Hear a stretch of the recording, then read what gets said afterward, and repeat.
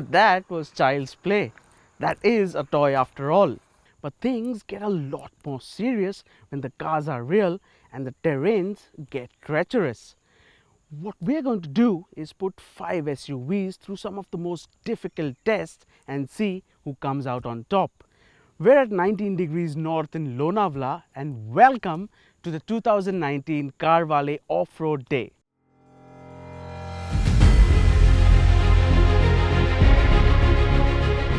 So what tests are we talking about exactly? For starters, there is the off-road acceleration. Now this will be a real test of how quickly the SUV can accelerate off the mark even in tricky conditions. The target will be to hit 30 km per hour from a standstill on a slippery track. This should be interesting. If it accelerates well, it's got to stop well too, and that's where our braking test comes into the picture. Here, we're going to drop the anchors at 30 km per hour and see how quickly the SUV comes to a halt. This is where the SUV's tire grip and ABS will come into play. Acceleration and braking done, it's now time to check the agility. Slalom tests determine how quickly the vehicle can change directions. And while darting between cones is a tough task on its own, it's further amplified by slippery conditions.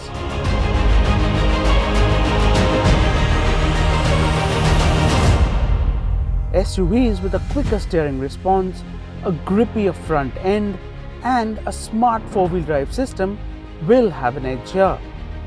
Also, being lighter and smaller might just be an added plus. And then there's the big daddy, our mega hill climb. It's a nice mix of slippery, rocks and uneven terrain, and all this has to be dealt with while taking on a steep incline. Now all these tests are going to be performed by our expert road tester Santosh. God be with him. Now let's get to our weapons of choice, beginning first with the Isuzu MU-X. Now this car boasts the maximum displacement in the group at 2,999 cc, and it's got plenty of torque too. To tackle the difficult conditions, the MU-X comes with terrain command control, and what should also work in its favor is that this beast can hit up to 100 km per hour in 4 high mode. With a 6-speed automatic gearbox and proven credentials, the MU-X should be one tough cookie. The tank of the group proved that it can almost climb a wall by coming in second in the hill climb test. It also tied with the Duster for second place in the trail test. Oh, that was bad. Its biggest disadvantage though was its weight, as a result of which it struggled in the braking and acceleration test.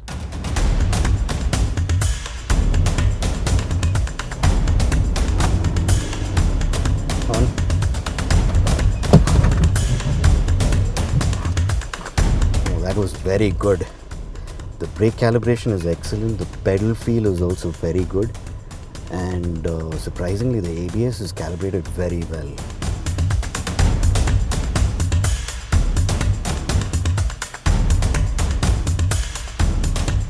We had a Jeep Compass in our last off-road day too, but this one here is more hardcore. This is the new Jeep Compass Trailhawk.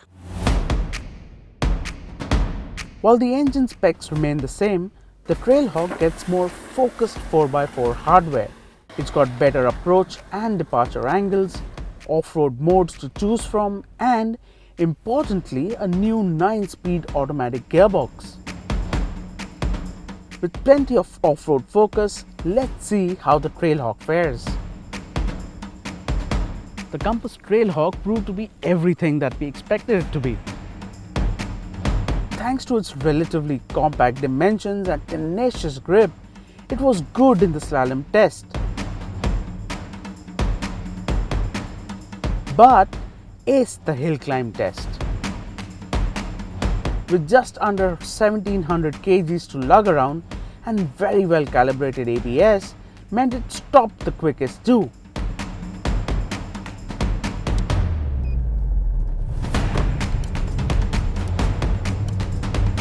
On. Oh, that was also very good. I could feel the ABS pulsating a little more than the other cars. It's not like it really hampers anything, but you can really feel that. But if you look at the distance, it's also quite good, and it's a very reassuring feel. Good job. However, a firm suspension setup meant it came last in the trail test. I saw that fly literally.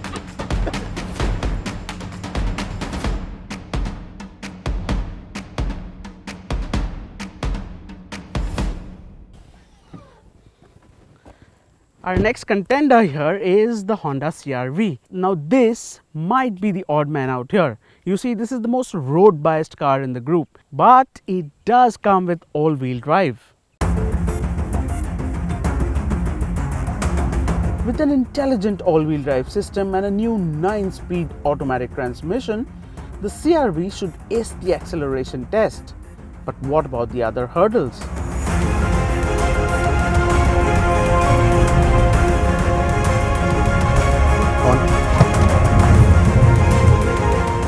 Okay, so in this particular car, I could feel the ABS really working hard to get it to stop. The brake feel, the pedal feel is absolutely fine, but I'm sure it didn't give me that kind of confidence that the other cars have given me as of now.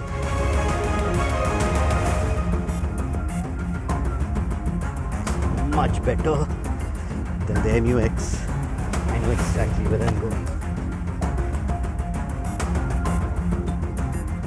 Our soft roader of the bunch surprised us to quite an extent and even managed to top the slalom test thanks to its light and nimble handling. Another surprise was it winning the trail test thanks to its flat ride. Okay, we have some speed. But its on-road bias meant it did struggle in our hill climb test.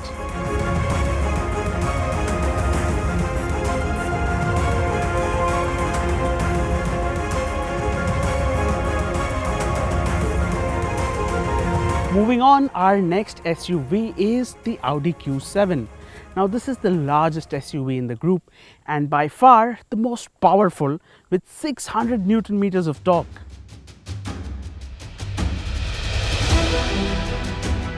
And that's not all. It also packs in a huge list of electronic hardware that sounds like it will even scale Mount Everest. But that's on paper. Out in the real world, it's going to take more than just impressive specs. Being the biggest and the heaviest car in the group meant we knew that the Q7 would struggle a bit. But still, it was only narrowly edged out by the Trailhawk in the SLALOM. Also, being the most expensive of the lot meant we had to skip the hill climb and the trail test in a bid not to damage the car. But we're sure with that air suspension along with the lift function, it would have done brilliantly in the trail test had we tried.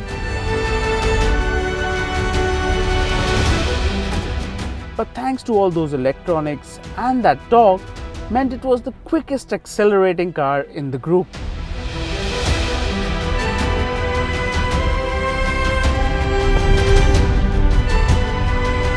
On.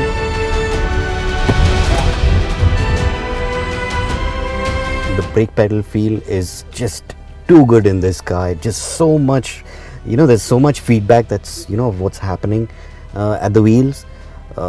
This enormous amount of grip, and I just can't express how much confidence it gives you, even in this terrain.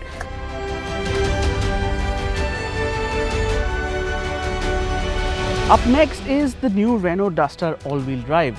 It's been around for a while now, and it makes for an ideal combination of a city and an outdoor SUV. The engine specs remain the same, and so does the off-road hardware. No complex electronics, just a regular selector dial to choose between two-wheel drive, four-wheel drive and auto. What should work in the Duster's favor is its simplicity, but in such a esteemed company, will it be enough?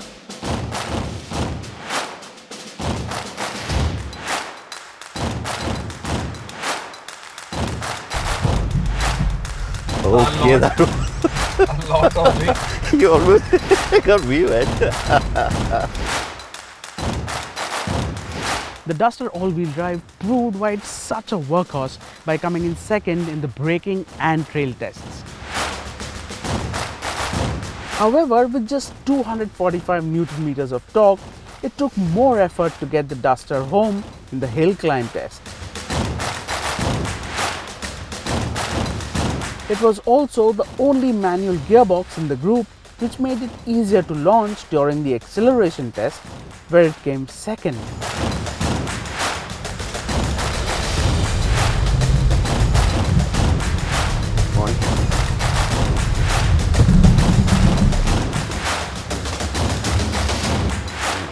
That was spectacular. That was almost instantaneous. The ABS is excellent. I mean, the way it's calibrated is just spot on.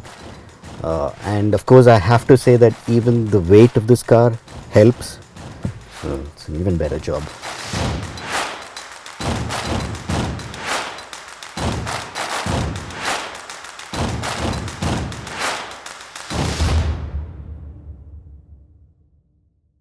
So Santosh, we're finally done with the 2019 CarWale Off Road Day. I know we had an eclectic bunch of cars, but still, if you had to choose, which would you choose? The Trailhawk, by far, it's quick, light, torquey, and just the right amount of electronics. But what about you, Abhishek? For me, it was very close between the Honda CR-V and the Isuzu MU-X. The Honda CR-V because it's supposed to be a soft-roader, but yet it managed to perform all the tasks that we gave to it. And the Isuzu, it just feels indestructible. And what I also like about it is it has a certain old school charm about it. Yeah, absolutely. But what about the others? Talking about the Q7, it's big, it's luxurious, but still it managed to do quite a few of those tasks that that are possible only with the smaller cars. And as for the Duster, it comes with proven mechanicals, and its non-complex nature means it's very easy to drive even in these conditions. Absolutely. So I guess it's a wrap then, and until the next one,